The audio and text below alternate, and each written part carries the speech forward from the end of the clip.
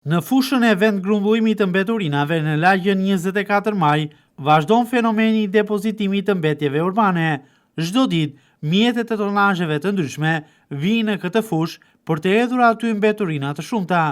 Nuk janë këto mjete të bashkisë të cilat merren me pastrimin e qytetit, por mjete të cilat përdoren rëndomt nga qytetarët e Vlorës. Për shkak se prej muajit prill, mjetet të cilat disponohen nga Bashkia e Vlorës dhe janë të angazhuara në sektorin e pastrimit në qytet, i depozitojnë mbetjet urbane kryesisht në landfillin e Shërishës, por 10 mjetet të tjera çdo ditë të administruara nga qytetarët apo edhe punonjës në qytet vijnë në fushën e vendgrumbullimit të mbeturinave për të depozituar aty mbetje të ndryshme.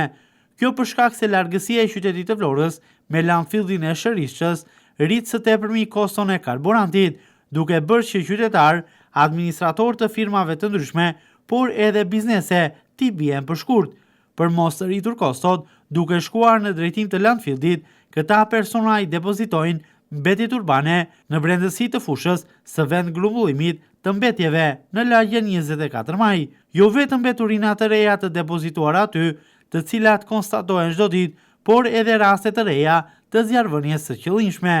për shkak se ka raste ku shumë prej personave që hedhin mbetje për të fshehur gjurmët i vendosin flakën, duke shkaktuar më pas më tepër ndotje në të gjithë territorin. Ky realitet vihet re edhe nga rrugët, vendkalimet e këtyre mjeteve në këtë fushë të vendgrumbullimit të mbeturinave,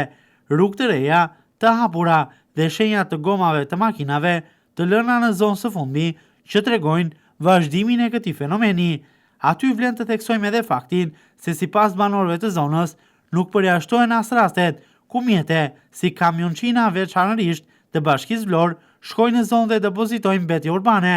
por në krahasim me muajt e mëparshëm, ky fenomen është ndjeshëm i reduktuar. Depozitimi i mbetjeve urbane nga këto mjete bëhet kryesisht në mënyrë abuzive, në shkelje të urdhrit për të depozituar mbetje urbane në landfillin e Shërishës. Kjo edhe për shkak të territorit të gjerë të kësaj fushe, e cila e bën të pamundur mënyrën për ta monitoruar të gjithë hapësirën. Ndaj është tepër e domosdoshme që ky fenomen të ndalet dhe mos të vazhdojë më, ku kapsulimi i fushës së mbetjeve në Vlorë, e cila shkakton më pas ndotje, do të jetë zgjidhja e këtij problemi.